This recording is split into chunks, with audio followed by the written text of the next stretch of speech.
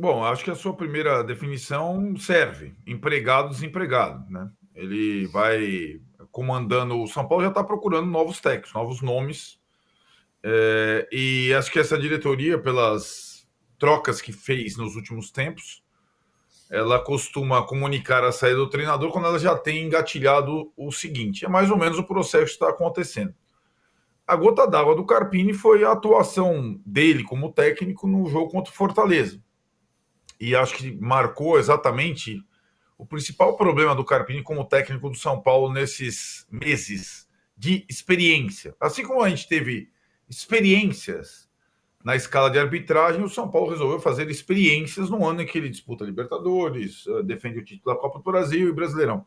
O Carpini tem muito problema, tem muita dificuldade em mexer, em trocar.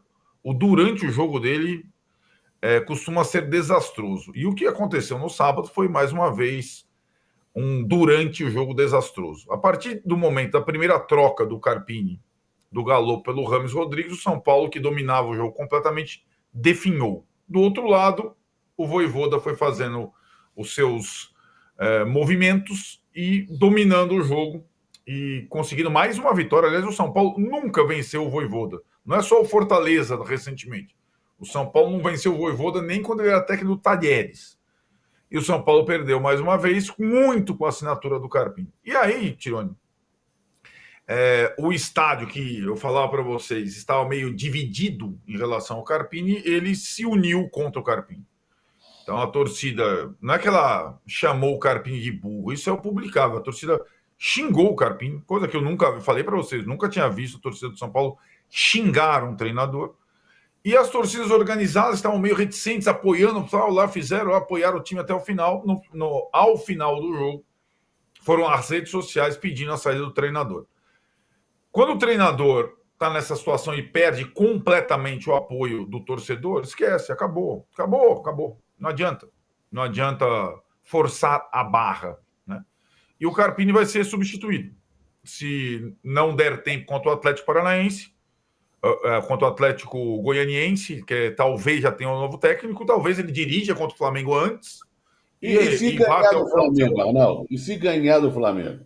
Essa é a pergunta. Então, Trajano, o ganhar do Flamengo pode até acontecer. O São Paulo viveu uma situação ano passado em que o Rogério Ceni dirigiu o time venceu o Puerto Cabello por 2-0, mas ele já estava demitido e ele continuou demitido. Ele, assim que ele entrou no jogo, talvez ele não soubesse oficialmente, mas já sentia o clima, ganhou o jogo. E nem assim a mudança de decisão foi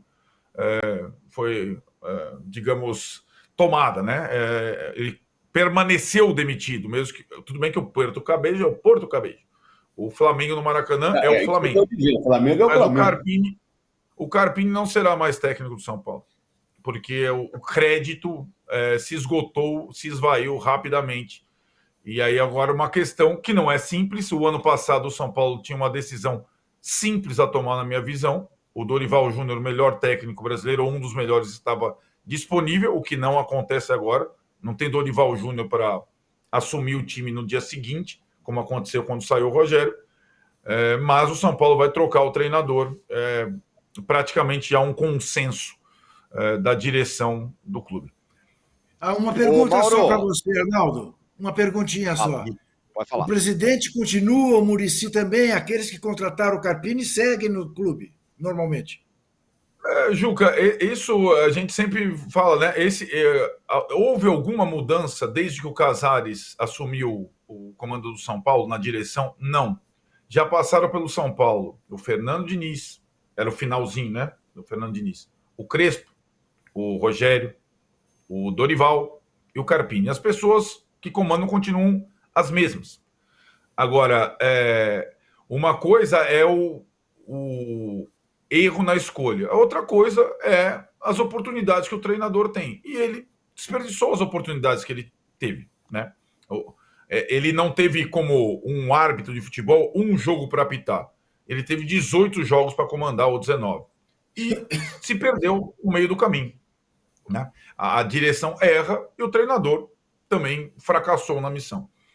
O que eu ia perguntar para o Mauro era um pouco nessa linha aí, né, Mauro? Podemos dividir responsabilidades. Claro que o trabalho do Carpini é ruim, sobretudo quando tenta fazer as substituições. Ele destrói o time, como aconteceu contra o Fortaleza. Porém, teve lá aquela pirotecnia toda, não, entrevistamos não sei quem, porque é o processo seletivo, porque a entrevista foi ótima, tivemos boa aceitação, papapá. Deu errado, simplesmente isso. Isso aí está na conta da turma lá, Belmonte, Muricy, Casares, de quem fez aí o processo seletivo que aparentemente deu errado, né, Mauro?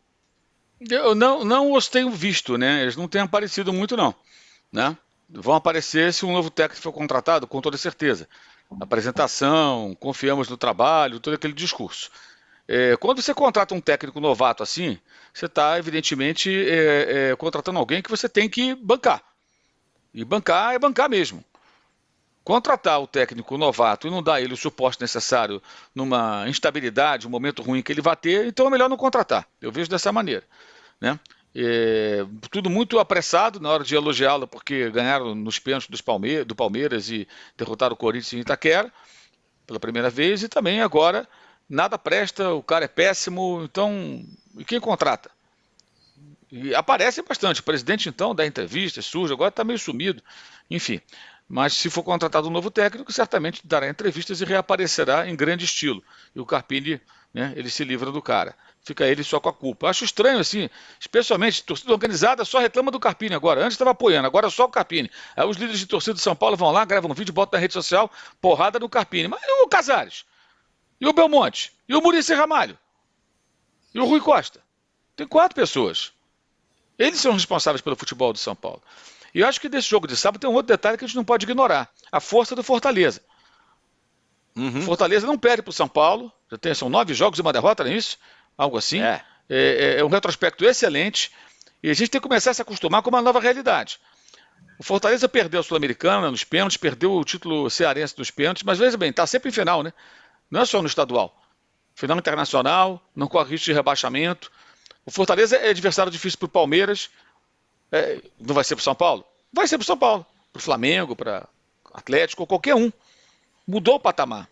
Se fosse o Fluminense, o Fluminense não, é do Rio, independentemente do título da Libertadores, o resultado seria mais tolerável. Como é o Fortaleza, muita gente, como não ganhou do Fortaleza? Galera tem que se ligar que o Fortaleza não é mais o time do Nordeste que vem aqui ao Sul-Sudeste para apanhar. Vem não. Ele vem para ganhar, para empatar, para fazer jogo duro, para dificultar.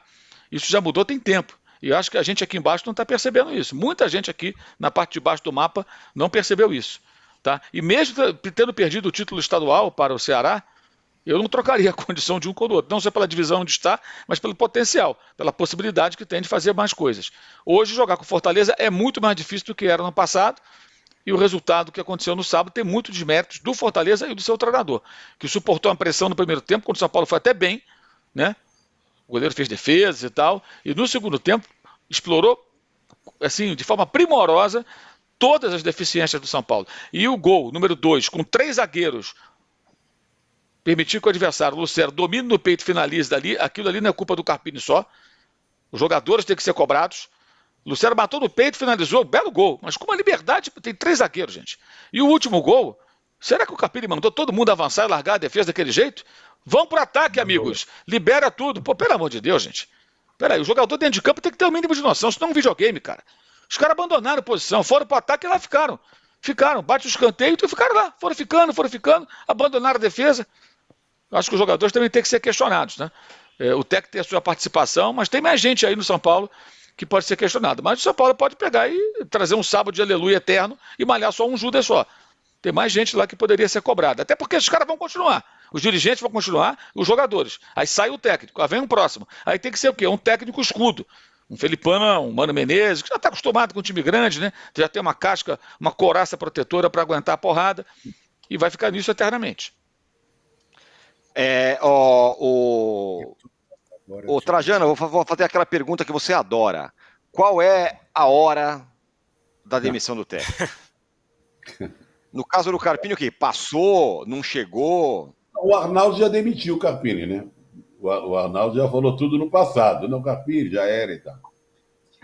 Essa coisa aí, não botaram. Eu acho que o Mauro falou. Pegaram um técnico jovem, apostaram, fizeram essa arruição aí, esse critério de escolha, mas no fundo não bancaram ele também. E se deixaram levar por esses dois feitos, logo de cara, quebrar a vitória do Itaquerão e a Supercopa. Aí acharam que estava tudo resolvido. Aí veio o dia a dia, a realidade. Agora, eu não sei também se ele se perdeu aos casos. Eu até não concordo muito, porque eu acho que ele fez 2 substituições que até melhoraram um pouco o São Paulo, quando o São Paulo era pior do que o Fortaleza. O que fez o gol, o André Silva e o Eric, que não entraram mal no jogo. E até aquele menino William. Agora, eu não sei se ele se perdeu na escalação, nas substituições ou também nas coletivas. Que ele mostrava uma fragilidade, uma personalidade ainda de técnico de time menor, não do técnico que dirige um time do tamanho do São Paulo. Eu acho que é favas contadas. E eu não sei, essa resposta eu não tenho. Mas no caso do Carpini, eu acho que já era. Você acha que já era também, Juca? Eu acho que está insustentável, né? Quando um treinador é chamado pelo estádio, não é apenas de burro, né? Mandaram ele tomar naquele lugar, né? Em coro. E era um coro forte, não era uma coisa assim, localizada num setor do estádio. Acho muito difícil que ele permaneça. Aquela coisa, não é o Puerto Cabello, né? É o Flamengo. Ganha do Flamengo, vai que ganhe bem do Flamengo, talvez dê uma sobrevida. Agora, só que eu não acredito que vai ganhar do Flamengo, até porque o Flamengo fez a partida péssima que fez ontem num gramado pior. Eu volto a dizer, não exijo de time algum que jogue bem num gramado como aquele. Dou sempre esse exemplo. Deem um piano desafinado para o Arthur Moreira Lima, ele não fará um bom concerto. Não há dúvida. Por melhor pianista que ele seja. E é gênio. Então, mas seja como for, o Flamengo está devendo a sua torcida. Porque também na Libertadores não fez bons jogos. Acho que o São Paulo vai pagar essa conta e com ela o Carpini. Arnaldo, oi, fala dentro, pode falar. Não, rapidinho, uma questão, o noticiário do setorista, de quem acompanha o São Paulo, ele indica para uma influência gigantesca do Muricy nas últimas atitudes do Carpini, no 3 zagueiros, na mais espaço para o Rames, inclusive desde a entrevista que o Muricy deu para vocês, inclusive e tal.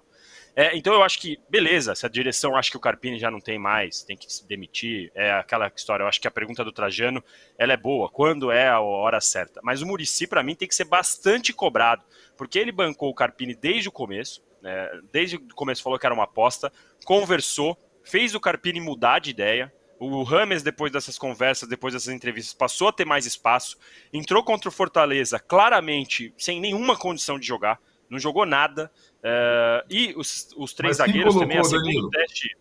Nem colocou o Rames como primeira substituição no jogo. Meu ponto é, qual é o tamanho do Carpini, qual é o tamanho do Muricy, e como você conversa com o Muricy e fala, olha, não vou fazer o que você quer. Esse é o meu ponto, por isso que eu acho. A questão de um treinador, quando a bola começa a rolar, não tem mais diálogo, influência e tal. O grande problema do Carpini, eu repito, é o durante o jogo. Aí não tem conversa, não tem tutor, não tem não sei o quê. É ele quem decide. Não, é ele quem, por exemplo, na Argentina, morre com uma substituição no final do jogo, do primeiro tempo, e toma o gol. É ele quem não faz as 5. É ele que fala que o Rames vai jogar 10 minutos e coloca o Rames para jogar com 10 do segundo tempo. Então, as decisões do campo, das atitudes, é isso que aconteceu. Simplesmente. O Trajano falou do menino William Gomes, ele não colocou nenhum menino da base para jogar durante o campeonato estadual. No jogo contra o Fortaleza, 0-0, ele coloca o moleque improvisado na ala. A primeira bola, o cara toma nas costas, é gol. Simples assim. Então, a cobrança dos dirigentes ela vai sempre acontecer. É a mesma situação lá do Flamengo. Qual é o tio? Marcos Braz e Bruno Espino estão desde quando? Desde o começo. Quantos técnicos já passaram e eles escolheram? Esses caras não saem, não adianta a gente ficar. Agora, tem uma grande situação aí. se o Muricy foi o grande responsável pela contratação do Carpini, ele não será o grande responsável pela contratação do próximo, se é que você me entende. Aí essa autonomia para, não, eu quero um brasileiro jovem e tal, ele perde força no colégio eleitoral ali, como qualquer decisão diretiva, né? Então eu escolhi o âncora para comandar o posse de bola. O âncora vai mal pra caramba, Arnaldo, da próxima vez eu vou ouvir o Juca e o Trajano. Certo? Mas assim que vai acontecer. Aliás, é sempre melhor ouvir o Juca e o Trajano. Deveria fazer isso sempre. Que o Muricy banca o Carpini, fala pro Carpini, depois de alguns dias vem e dá a entrevista que deu e depois fala do jeito que falou, ele simplesmente tirou qualquer autonomia do Carpini, porque ele já sabia que estava contratando um técnico pequeno no sentido de história, no sentido de tamanho, no sentido do ponto do Carpini poder peitar. Não é qualquer um que vai chegar lá e falar não pro Muricy. Talvez, sei lá, o Mano, o Felipão, e olhe lá, porque vai chegar no São Paulo com o Muricy, o que o Muricy falar vai ser feito. Então, assim, eu entendo, eu não estou tirando aqui os erros do Carpini, eu acho que, de fato, as substituições dele complicam bastante o São Paulo, quase sempre. Na questão do jogo da Libertadores, eu até entendo a decisão dele de não ter substituído, a gente até conversou disso no outro posse, mas eu acho que, em geral, ele tem alguns erros, mas o Muricy, a partir do momento do jeito que ele conduziu a situação, ele tirou totalmente a autonomia, e não adianta, o Carpini pode fazer o que quiser, mas ele tem como chefe dele o Muricy, que é o cara que tem esse tamanho, essa história, e que quer que ele faça outra coisa e já deixou isso público.